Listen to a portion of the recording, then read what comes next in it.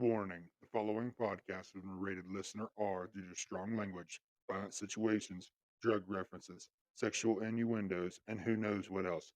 Listener discretion is advised. With that being said, hang on, sugar tits, because we're about to get wobbled.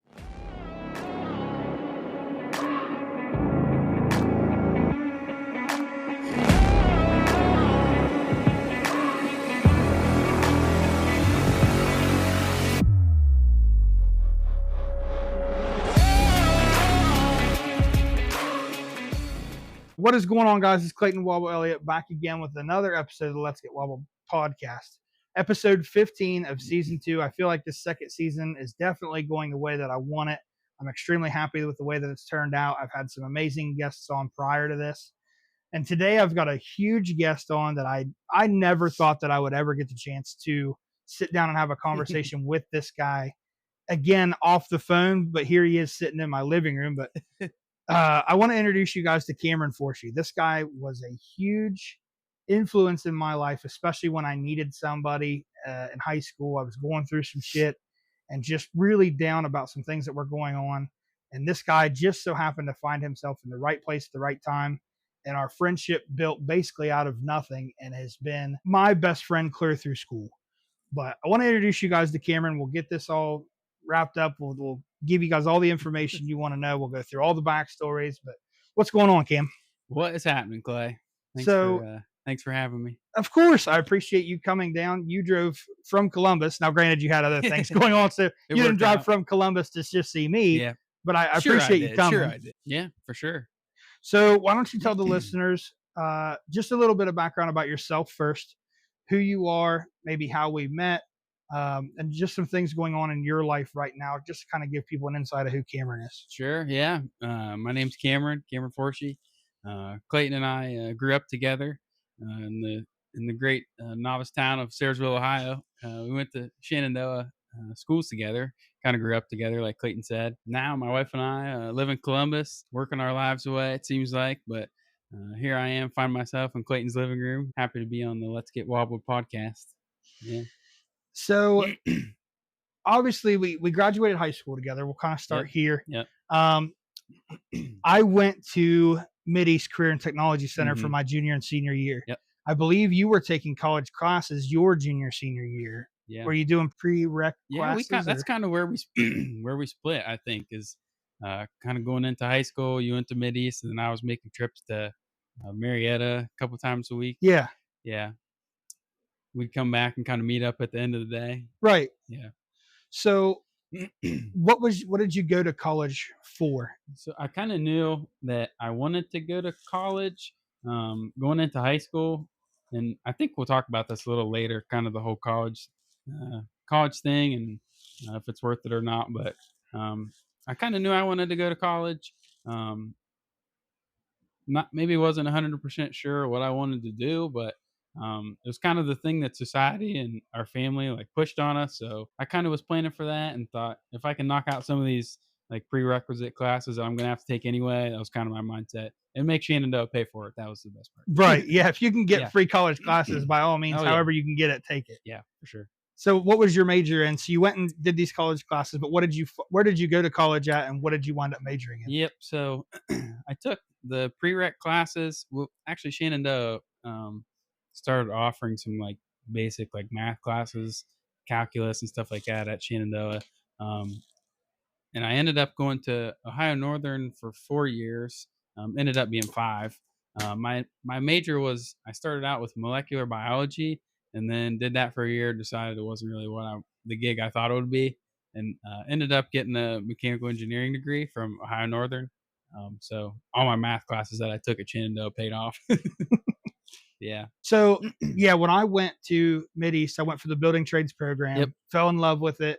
And I thought, I loved construction at the time. That's what I wanted to do.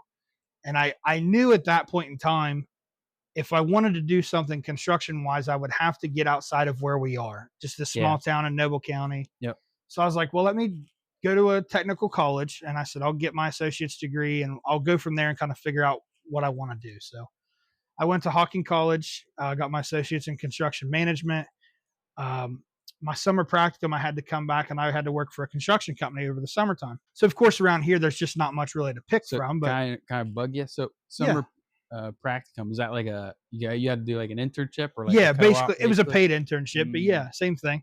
So instead of going to the school and taking summer classes, I could opt out and do the summer practicum. So I had to work 40 hours a week with a construction company. Yeah.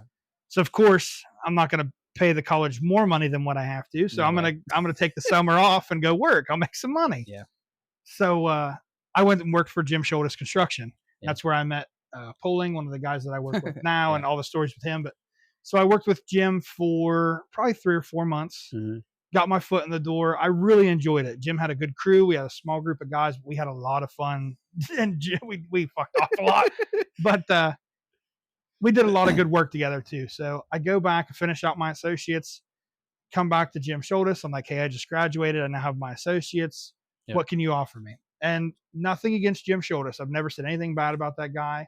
I actually owe him a lot. He's done so much for me. But with his crew being himself and a 3-man crew, he couldn't really pay me what I knew I was worth after getting my college degree. Yep. Right. So when he offered what he offered, I just said, I really can't afford that. I mean, I could jump on the trash truck and make more money loading trash at that time. Yeah. Yep. With competitive wages and everything. So kind of back and forth with Jim Schultes and trying to figure out what I was going to do. Jim just wasn't in the position where he could pay me what I needed. So I jumped back on the trash truck. I knew I'd been doing that for summers going by in high school and helping out during the holidays and stuff. And Mike Bucky was always really good to me. So I jumped on the back of the trash truck again. I was loading trash for a while. Mike talked me into getting my CDO, which gave me a pay raise. And I just never got out of driving truck for a while. And I it's just something I fell into. But my big point of kind of wrapping that around is, so you went for your degree and what you've got. Where were you intending to go with that? And then where did you end up? What are you doing now? Yeah, that's a good question. I think it's the question that like a lot of people decide they want to go to college, or maybe you don't even know what you want to do. And it's like, you got to plan for the rest of your life at 18 years old. Right. It's like one of the life's biggest question marks, I think. Right. I think, from a young age, I really liked cars. That was kind of what my dad kind of raised me to like fix things, work on stuff, and be hands-on. And I liked math, so that kind of narrows you down to engineering. So I kind of flew with that. And I knew Honda was in the state. And so I went up to Ohio Northern and knew that they were close to Honda. And if I wanted to do a job at like a Ford or a Honda or a Toyota, then I could go that route. And with an engineering degree, you can pretty much do about anything. So that's kind of what pushed me to that. And here I am. Yeah. Sweet. So at least you followed at least in what path you intended on going. For the most part, yeah. I think that first year of college about killed me. I hated it so much. But once I got into the math and the engineering, it was good. Yeah. Right. Yeah. And I think, like you said, we'll definitely get into it. But I feel like if you're going to go to college, everybody stresses that you should do it right after high school. Yeah. Which I see why people say that, because all the learning and everything that you're doing is fresh in your mind. Yeah. But at the same time, it's like you said, you're expecting somebody at 18 years old to know exactly what they want to do for the rest of their life. Yeah, seriously. And it's crazy to me. It's like mind-boggling that, and it's so bad now that colleges cost so much money. You're asking a kid to take on, I mean, kids around here, especially like us in Sarasville and Caldwell, like hundreds of thousands of dollars for school. Yeah. And you don't even know what you want to do. When I was at college, I remember there was a guy, I don't know where he was from. He was getting his associates in like construction management. He was specializing in electrical. Yep. And we had to take one electrical class along with our building trades. And I remember he was older than all of us that were in there. And I was like, now granted, we had some guys that were cashing in their GI bill. So we had guys that were in their 40s getting their associates in construction management just because there was free money sitting there. So they just went ahead and burned it. Yep. But this guy was in his like middle to late 30s, early 40s maybe. And I'm like, this guy's taking classes with us. So I asked him, he said, yeah, this is my 4th associate's degree here at Hawking College. He said, I changed my major so many times. And he said, I've taken so many classes that he said, I just don't know what I want to do. And I was like, that's ridiculous. You're paying 4 times as much as I am. Like, that's ridiculous. On the same note, I used to work with, my dad works at Detroit Diesel, and I did a couple summers there with him. And there was a guy in the department that I worked in kind of the same story, but a little different. He told me that Detroit Diesel would pay for their college if he wanted to go back, and so he would take a class basically every year, one class, because he wouldn't have to pay the tuition basically Right. if as long as he was in school. So he would keep taking one class every semester, and just I don't even think he had a degree. He just kept taking classes.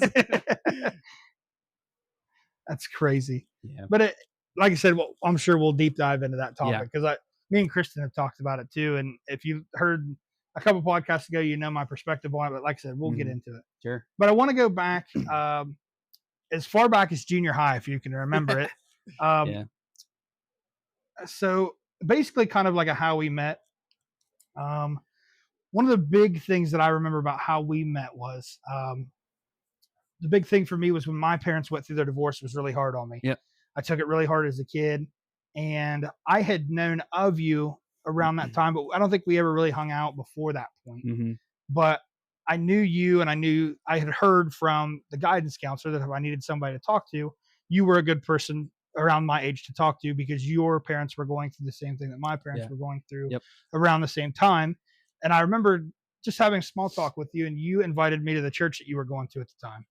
And I told Kristen about it before you even came. I said, Cameron is the real reason that I got back into going to church when I did. I mean, obviously you go as a kid when your parents grow up in it because it's different. It's just, they kind of force you into it. But yeah, you were the reason that I started going to church because I chose to, not because I was forced into it. Yeah. So if you want to, this is completely of what you want to share or how you want to share it. If you want to talk about kind of your parents' divorce and what it was like for you growing up, and then I can bounce some of the same stories. But one of the big reasons I want to tell these stories and to kind of get everything out is not only were you and I going through a lot of the same things that we were, but we were both brought up the same way. We were both going through those things together, and we both turned out to be very similar people. Mm-hmm. Yeah, I think that's a key point. And like I mentioned this to you as a topic just because I think, especially for this area and kids we've grown up with, divorce is like such a big thing right now, and maybe not even right now, but just as a topic overall for people that are having to go through it and not realizing what it's doing to your life, like especially at the age we were at when we had to go through that. So shoot, I don't even know how many years ago it's been, but I'd say we were in junior high, high school. I'd say was this probably junior high, right? 2012. Yeah, it was junior high, so I want to say 2012 ish, somewhere in that area. So my parents ended up separating for a year, and my dad ended up after that year found himself in one of the churches at Sarahsville. One of the local pastors, Nate Gibbons, Clay, you remember Nate very well.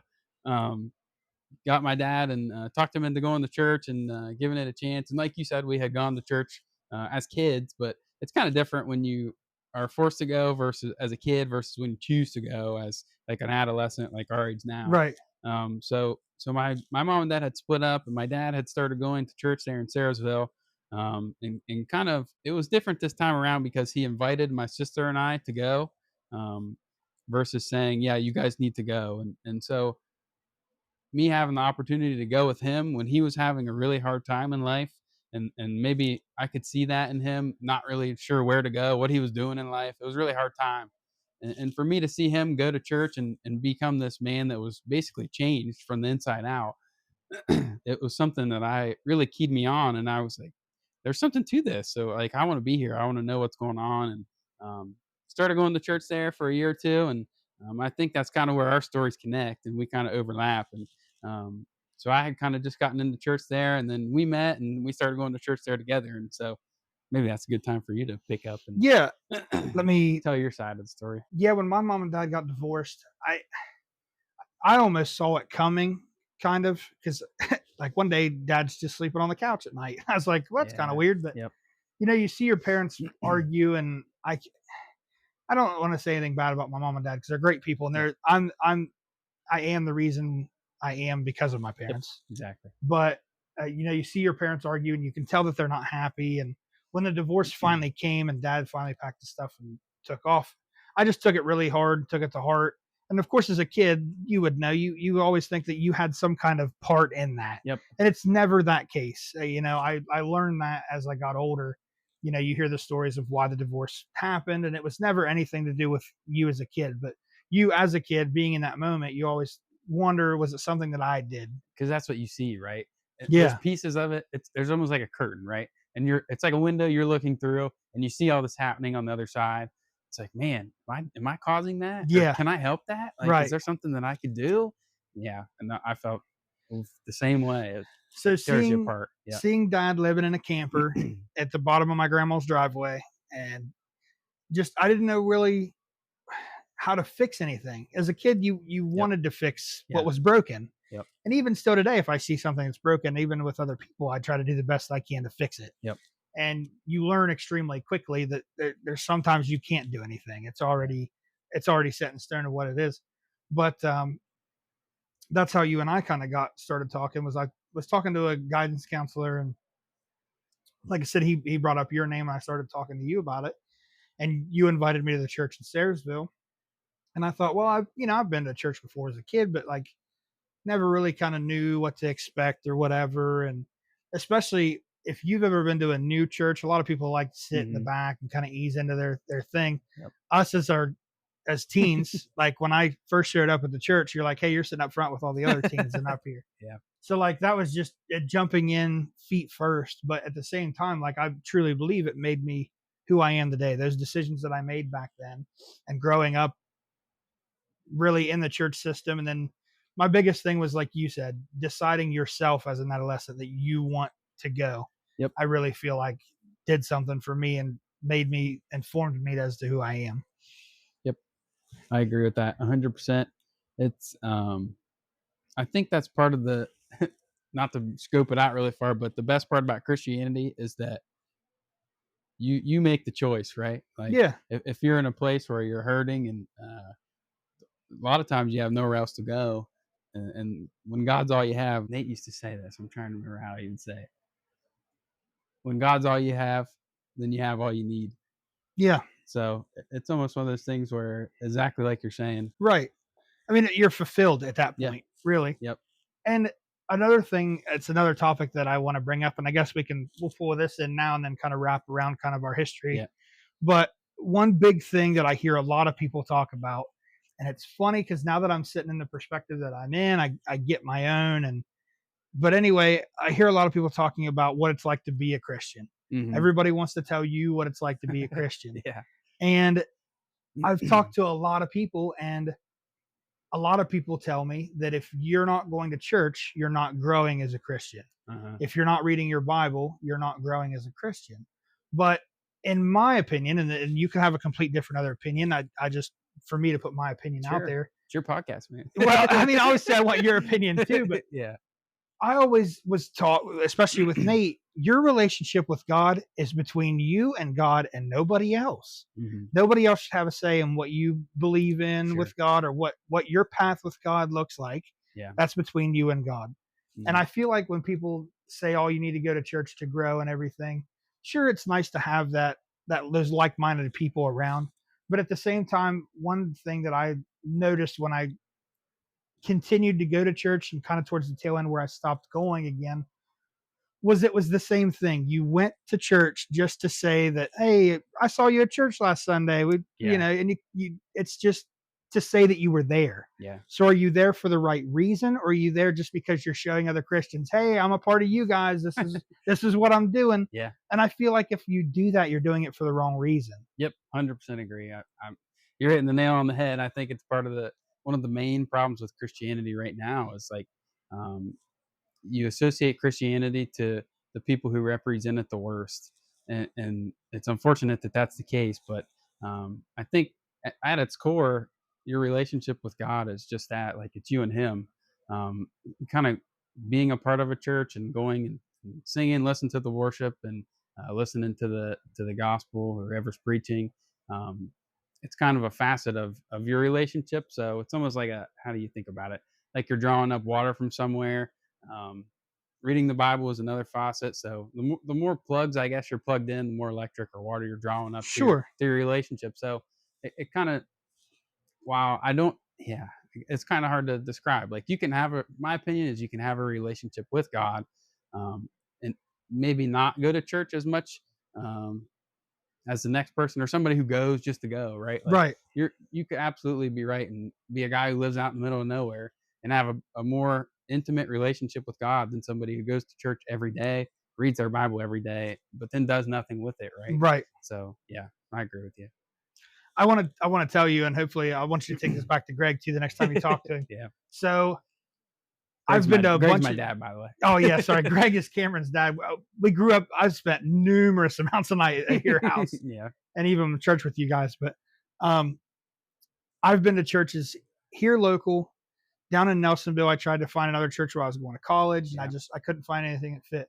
But the top 3 pastors that I've ever heard with the worship and how they brought upon their message, my favorite 3 was Jason Pierce, who unfortunately passed away, Larry Copley, who's unfortunately passed away, and Greg.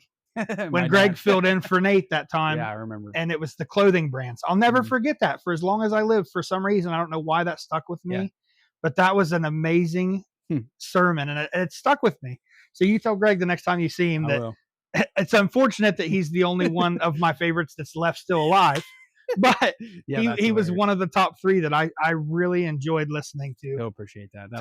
Talk about that. Yep, I'll tell him. But yeah, Larry and both Jason too. I worked with Jason up at Bucky Disposal, but I loved Jason's sermons, and I thought he did a great job. And even with Larry, I loved a lot of stuff that Larry Copley preached about. Yep. It was a good thing that I was going up there, and I can't remember why I fell out of that boat and why I quit going up there. I don't know what happened there, but I just kind of got out of the. Nothing against that church. That's a huge church with a huge following. My mom and dad are going there too. They still go there? Yep. I didn't know if they were still going there, if they found something different. But Yep. And the new pastor up there, Stephen. Yeah, Stephen Hannum. Yep. Which it's a great story because I tell a lot of people, like, nothing against Stephen Hannum. He's a great guy. I know what you're gonna say. But I said when I knew him growing up, he was not the same guy. Oh man, and isn't that just like the quintessential Christian story? Work of God, yes. Yeah. That guy was, and like I said, nothing against. I'm sure he probably wants people to know. To your face, though, he was a hellion. He was just a bad kid. He really was. But God changed that man's life around, and he's doing great things. So good for him. I'm happy for him. Yep. And I'm glad he's doing what he's doing. He stepped up and took a huge role after Larry passed. For sure. What big shoes to fill. It's just running with it too. Yeah. And I'm happy for him. Good for him. Yeah. But yeah, that was kind of my big thing is I wanted to kind of pick your brain on it. But I feel like anymore nowadays, it's people called Christians, or if they really are, it's Christians controlling or trying to control other Christians. Yeah. And part that I'm struggling with right now is that it's like political almost too. It really is political. You want to pin on Christians, like Christians inherently are like nobody's perfect, right? So, right. But I think sometimes the picture that gets painted is that Christians are perfect people because you're a Christian, which is the opposite of what Christianity stands for. So I think it's hard to tell people that aren't Christians, hey, I'm not perfect, but come to church and we can be not perfect there together. So yeah, I think it just gets a bad rap, I think. Right. And that's what really sucks too. And like you said, it gets super political. It really does because can't remember where I was. It was right. Matter of fact, I think it was at the church up here. Do you remember when the guest pastor come up and he was talking about, I can't remember if it was Christmas or Easter, but he come up and he was preaching against gay marriage. And he was preaching against something else. I do remember that. So, and this is just, once again, it's my beliefs. Anybody else can believe what they want to or think that I'm fucking stupid for having these beliefs, but I have a lot of friends that are gay. I have a lot of friends that are gay and married. And to me, even as a Christian, and I know people say, if you believe in Christianity, you should believe this. But it just, like you said, it's all political. But I'm one of those people that I don't care who you're in love with. And if you're gay or you're a lesbian, that's perfectly fine. God should love you because you're happy. God will love you. And that's just like, I don't understand why everybody has to pick a side. There has to be a side. There has to be a fence that divides people, and everybody has to pick a side. Man, we're just hitting all the most controversial topics, aren't we, right here? Yeah, no, we could probably sit here and talk about this for 2 hours. Really? Yeah. It's just like such a complicated thing. I think you always see the ads on TV. That's the first thing it makes me think of, the He Loves Us. Yes. Or the He Loves You ads. Yeah. It's such a a hard topic to navigate because from a Christian perspective, you want people to feel loved and like they can come to church and enjoy like being there. And that's kind of the premise of church, right? But on the other side, you have to read scripture for what it is and interpret that and apply it to our lives. So it gets dicey really quick. It And really does. I'm not gonna give preacher advice, I guess, from somebody who's not obviously not a Right, absolutely. super. And that's the big thing I think is everybody is wondering what their interpretation is of scripture. And Yeah. granted, scripture's been written how many years ago now? So how many things Mhm. have changed between then and now? Yeah. So what sure the Bible says this, but how are you going to interpret that? You know what I mean? You could have a different interpretation of what I have Yeah. and we read the same thing. You know, it's just how it's people are wired different. Yeah. And it's the same way I have one here. It's completely up to you. You can chime in if you want, but one of the big things, especially with the election and how it went red clear across the board now, a lot of people are yeah. I feel the same way. But a lot of people are worried about abortion rights. Yeah. And Yep. it's not something that I'll super deep dive into, but I'm one of those people. I listened to a comedian and I wish for the life of me I could remember. I think it was Bill Burr, but I'm not 100% sure. Mm-hmm. But the comedian, if it was Bill Burr, said, you know, abortion this, abortion that. He said people will think that it's not really a child if it's before a certain time limit or whatever. But Yeah. he said, let's put it in this way. He said, if I put cake batter into a cake pan and I put that cake pan in said oven, and he said 2 minutes later, you come over and you take my cake pan and you throw it on the floor. And I get mad at you because that was my cake. And you come over to me and go, well, it wasn't a cake yet. And I go, well, yeah, it was going to be a cake. Like it just was going to take the process of being a cake. Yeah. But the way that I look at it, and maybe this is the wrong way to look at it as a Christian, but like I said, it's my perspective and I'm going to do what the fuck I want with it. Abortion has nothing to do with me. There will never be a baby grow inside this big belly of mine. Now, it may look like there is one, but there is not one. So, you know, murder is one of the big sins. Yep. But Bill Burr, as a comedian, said, you know what? He said, it's not something I'll ever have to worry about because I know I'm going to go to heaven and I'm not going to be the one that has to stand in front of God and be like, well, I aborted that baby because it wasn't my baby to abort. Mm-hmm. So, you know, my opinion is I don't have any skin in the game. Now, if I were to say, if something were to ever happen with me and Kristen and we would try to have a baby, I would want what's in the best interest for Kristen and the baby, no matter what that is. I don't care what that is. I want what's in their best interest. And that's where I stand on that. Anybody can listen and take that for what it's worth. Sure. But that's just where I stand. If you want to chime in with what you sure. are, I don't want you to feel like you have to fucking come out here and say, well, I'm fully for abortion, abort everything. No. But yeah. Again, one of those topics that's like very divisive and can pin people against each other. And I feel like the biggest thing is like, sure, people can debate about it, but when people see that you're a Christian and they see that you have an opposite belief of what your Christianity supposedly stands for, then people get super pissed about it. And they call you into your, like, are you really a Christian because you don't believe what God says you should do? Because you don't check X, Y, and Z. Yeah, exactly. Yeah.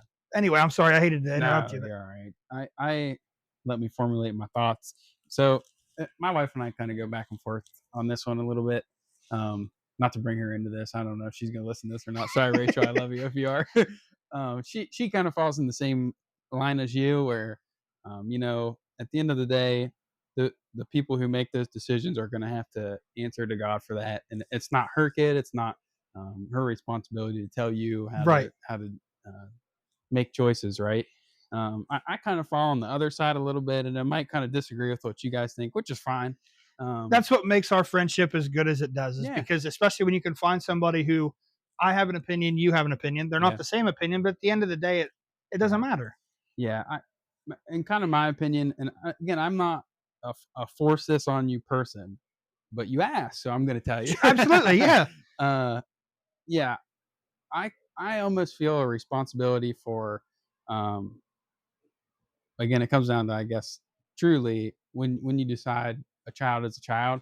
But if you push that aside and kind of just look at it for what it is, my opinion is I feel some responsibility for a child who can't make a decision like that for themselves. Exactly. And that's kind of the category that I would fall in. And I have the perspective that you just see all these stories of and maybe not really, depending on what news you listen to, I guess. But you see these stories of these kids who were potential abortions and maybe became foster kids or whatever their story is, and they grow up and do these amazing and great things. And I try to keep that perspective of if you just give the kid a chance. I know maybe the circumstances aren't the best, and I'm not saying if the mom's life is at risk, then you like yeah, it gets kind of dicey, right? Yeah, it does. But just looking at it from that perspective, you don't know the story of that kid's life. Only God does, right? Right. So that's kind of my perspective, and maybe it's different than most people's. It's different than my wife's, which gets me in trouble sometimes. But yeah, Well, I'll tell Rachel that I'm formally on her team.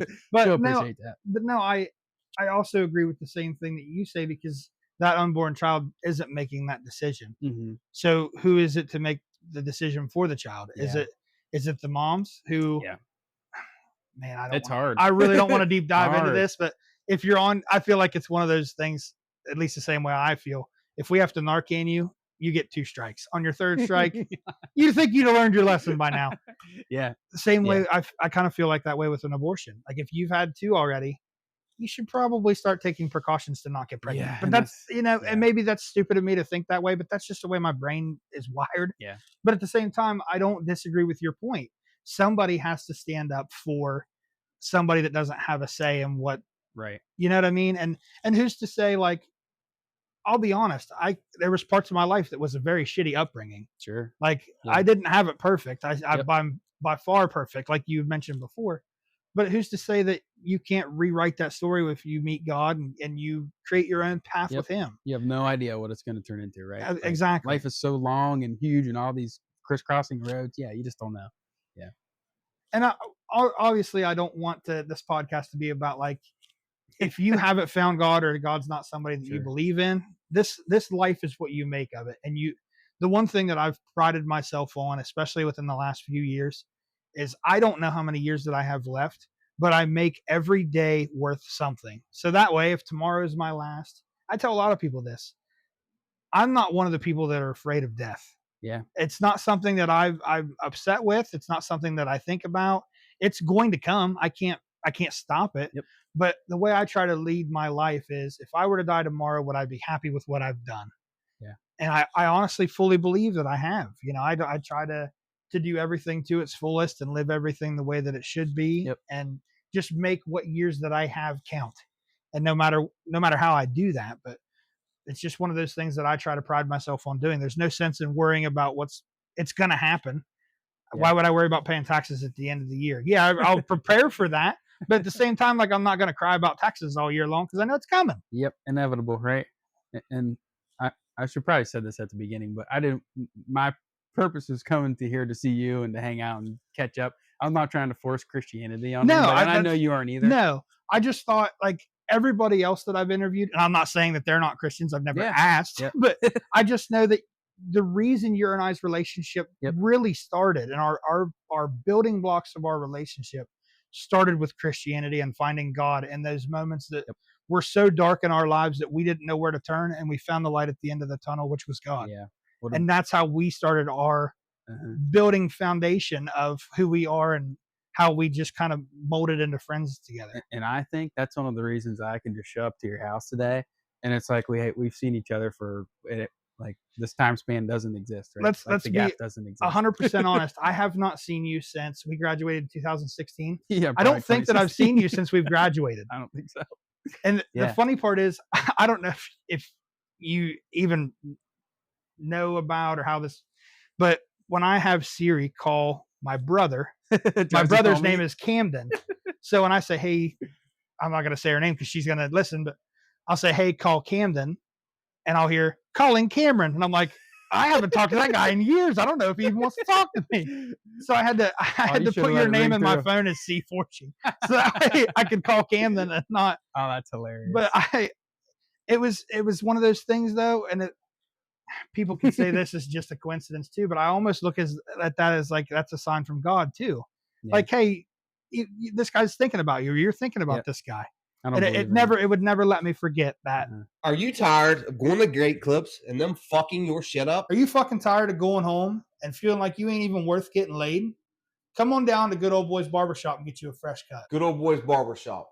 309 North Street, Caldwell, Ohio, 740-509-2669. Find him on Facebook, book you an appointment, and get your shit fixed. Walk in the door feeling like shit. You're going to walk out the door feeling like $1,000,000. Coming from Wobble himself, this place is the place to fucking be.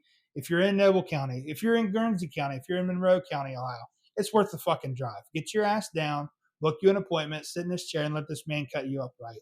That's Good Old Boys Barbershop, downtown Caldwell, just off the square.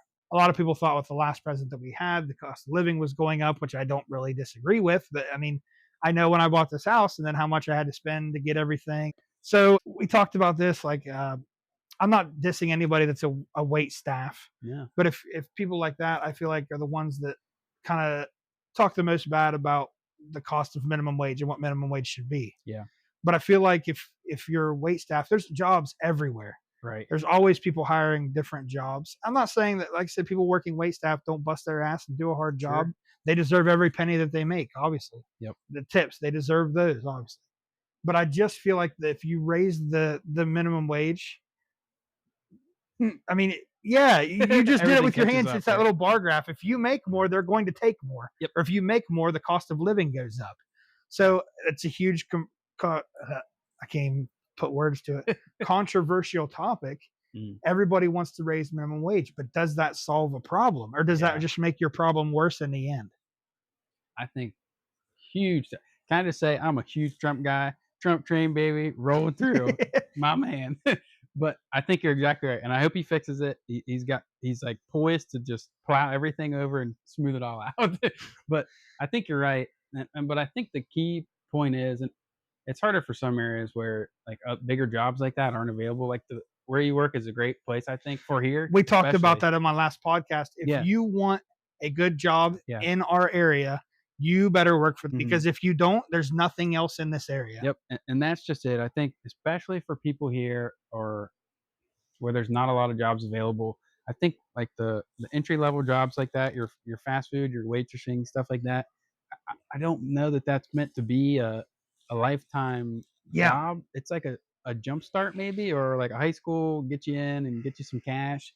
But to raise that minimum wage, you kind of see it in California as like a good like isolated example. Everything's so much more expensive, but if I applied for a job out there right now, they're going to basically double my pay so I can try to make that back. It's like that bar graph where everything just compensates. Right. Yeah. That's like I said, the more that sure, we'll pay you more. You're going to make so much more, but the cost of living is twice as much out there. Yep. You're going to pay twice as much for gas. You're going to pay twice as much for groceries because you're making more. Yep. It doesn't matter where you go. I don't feel like it doesn't matter what you make, really. I mean, even with Kristen makes more than I do. Yeah. And as being a therapist, and I'm like, yeah, we're still we have a little bit left over after the check. And that's if something bad happens, we're cooked. Yeah. Like that's everything we've got saved up. And it just seems like that, like I said, that's why I feel like I struggle with what I was, because I was saving all this money before. And now it just feels like it doesn't matter how hard you try, but you try to save a penny and you end up spending 3. It's hard to get ahead. Yeah. Trump's going to fix it. Don't worry. I hope so. I hope Trump has all the solutions. I don't feel like he does.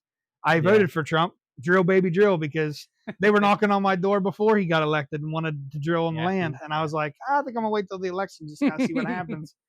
But yeah, absolutely. I'm all for what his agenda's for. And I just hope that some of the issues that don't get overlooked, and we'll see, I guess. Yeah. We'll see time will tell. We have 4 years to figure it out. So. Yeah. Yep. And then the last controversial topic, you and I have already kind of touched on this a little bit, but I want to get your full-blown opinion. Is a college education truly worth it in the end? I feel like I have all facets of like perspective on this. I have many friends who didn't go to college. I obviously went to college. I have a bunch of friends who did. You went to college. My sister didn't. She was went to cosmetology school, so kind of have that angle too. Is college a scam? Yeah. I think the answer has kind of changed recently. Like growing up, like when we were growing up, it was like to get that job with a salary, you almost had to. Like you had to have that piece of paper, whether it meant anything or not, or whether it like signified that you knew anything or not. You still had to have it. Right. Just to show somebody, to check the box basically. But I think it kind of asks a couple different questions, right? Like, because college is so expensive now. In some circumstances, depending on what degree you're getting, it doesn't even make sense to go to college. If you're going to go and get this 4-year degree for 150 grand and you're only going to make X amount and never be able to pay it back, like, Right. it doesn't make sense. But to get like a versatile degree, and I guess to me, college was always it kind of tests your ability to think more so than it does like um, teaches you things. I guess I don't. It's hard for me to say that. I guess because I'm an engineer and I had to learn all the math and do all the equations. But there's a facet of learning, but 50% of that I think too is like testing your ability to think. They're weeding out the people who like can't critically think for themselves. How long can you remember this one thing? Yeah. Can you make it to the test that we're going to test you on? If you can remember this all the way to the end of the test. I mean, it really felt like when I went to college, that felt like what they were testing you on. It. None of that stuff meant anything to what my degree was, but it was just one of those things where, hey, I'm going to give you this nugget of information. Can you carry it to the finish line? Yep. And can you use that to like critically think through some of these questions? Yeah. Yeah. And I think college again is like to weed some of those people out if you can't, but also it's now become even more so. It's like this blob that keeps growing that like, it's just a money grab. Yeah. Like you're giving people these degrees, and I should like preface this by saying if you went to college and got a degree that you're not using, there's nothing wrong with that. That's exactly who I am. Yeah. You can point you can point the finger at me. It's okay. But you learn from that, right? Yeah, absolutely. And you learn how to think, and you still have that trade in your back pocket. It allows you to like work on your house. Like it's practical. What you did was practical. If you're going to school for, again, not bashing these people, because I know I'm friends with these people, people that go and get like a degree in like degree in fine arts. If I had a 4-year degree in ballroom dancing, I'm not making enough money to pay back my ballroom dancing 4-year degree. You know what I mean? Like, yeah. It's hard to figure that out when you're 18 years old. How do you know that? For me, construction management was what I wanted to do. That's exactly what I wanted to do. I get out of college and I hit a brick wall to where if I wanted to make any money doing construction management, I'm picking up out of Sayersville and moving to Columbus, Canton, Cleveland, big cities like that, Cincinnati, to where I can make that money back. But is that something that I was willing to do at the time? Absolutely not. Yeah. I'm not going to pick up everything that I know where my family's at. And it just wasn't something that I was willing to do. And then you get sucked up in these jobs that they treat you really well. The pay's kind of shit, but at the same time, like you can't leave because it's a good paying job and you like the people you work with. And it's just tough. I told Kristen that when I did that podcast by myself and I talked about how I thought schooling was a scam. Yeah. I said, especially for me, I'm one of those people that's a hands-on learner. I can't sit down and read a book and tell you, I gotta be hands-on. Yep. But I felt like, especially with construction, if you spent 2 years with somebody who owns their own business in construction, they could have taught me everything that I needed to know in my 2 years that I went to school, and I probably would have been better off. And I told her, which she has a completely different opinion on this. I said, if I wanted to be a doctor or a lawyer, if I got my hands in and I watched a doctor do a surgical procedure and I watched it over and over and over and I got my hands in there, I said, I feel like I could probably do it. Now, would it be good? Probably not. But at the same time, like, I understand there's some book work and some learning that has to go in with that. I get that. But you can get that from the hands-on experience. Yeah. Now, granted, I would hope that a doctor would practice more than 2 years before they opened myself up and cut me open and just started moving parts around. And the same thing with a lawyer. I would hope that they would learn a couple things, not just take my case in 2 years. It's going to put me in prison for the rest of my life. Yeah, but I just feel like in due time, in the correct amount of time, however long that takes, I feel like people could learn more hands-on than what they can spending, like you said, $100,000, $120,000 in student loans. That's going to take you how long to pay back? That's just my thought on it. I don't know if you share the same thing, but Kristen's like, no, you got to go to school. You have to learn these things and then put the practices in, which I understand that. Yeah. No, and she's saying exactly what we both are. It's like pretty much saying what I'm saying, just both sides of it, right? Like there's part of life, I guess, the economy where you almost have to have a degree. Like, and I agree with you, what you're saying. Like there's hands-on pieces like a doctor. You could learn that, and maybe in like 10 years time, if all you do is that, you're probably going to be just as good as somebody just coming out of school. Right. And so there's that facet. And those jobs, I kind of think that it's advantageous for somebody just to go to medical school. And that's the person I would probably want working on me. Right. But the other side of it, where like again, my ballroom dancing degree. Did I really need to get a 4-year degree for that? And those are the people that are like trying to get student loan relief, like from our tax dollars. Right. So it's like, yeah, kind of a dicey. That's road. how I was too. I heard they were going to do that student relief thing, and I was like, I'm not really for it, but at the same time, I'm one of those students. So Yeah. like, if they're going to pay for my college, I'm not going to fight somebody on that. Don't think that I'm going to say no. Don't pay for my college. I'll do it. No, if you're going to pay for it, I'll let you pay for it. Yep, that's where we were. But at the too. same time, I was like, I know this is morally wrong. Like I get that this is wrong, and I don't like it. But Yep. and obviously it didn't go through. The cool thing that I found out about, and I'm lucky about, if I continue to make college payments for like the next 4 more years, Yeah. because I was a first responder and Mhm. because I worked for, after that 10 years, I can apply for the grant to pay the rest of How my cool stuff is that off. though? And I'm That's cool. just hoping. I'm like, please, can I just make it there? I've heard. That would be so nice. Yep, I've heard a lot of my friends too. Rachel's a nurse, so she has Yeah. friends that do it too. And that is a great program. Like those are the people we should reward. You guys that worked hard and did all that and have to see all that stuff. Like I'm fine with paying for people's school like that, but All right, guys. So here's the deal with this one. I'm going to have to break this one up into 2 parts. Cameron and I sat and talked for approximately an hour and a half of just really good stories and catching up, basically. So this is going to end part 1. Part 1 was mostly about like him and I being Christians and how we found each other as Christians and our relationship that we formed with that. Part 2, in my opinion, is just as good, if not better, than the first part. Part 2 is more stories about our friendship and stories about us growing up together and some of the things that we got to experience together. Youth group trips, our trip to New York, where we lost a friend of ours in the middle of New York City, um, playing 8th grade basketball together when I had never played basketball ever before. Didn't even really know much about the sport basketball until Cameron brought me into it. So if you guys like part 1, I'm telling you, part 2 is going to be something worth listening to. And I can go ahead and announce that this part 2 will air the weekend after Thanksgiving. I'm already going to have it edited. It's going to be on the back burner, ready to go. I'll have the date posted for it. It'll be on the weekend after Thanksgiving. So you guys will have this episode to listen to before Thanksgiving.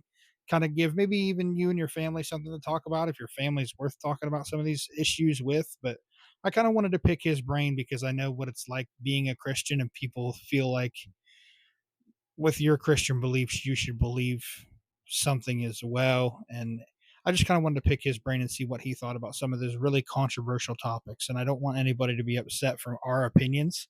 If you don't like our opinions, that's completely up to you as to what you think and what you believe. But I wanted to get his opinion on that side of it.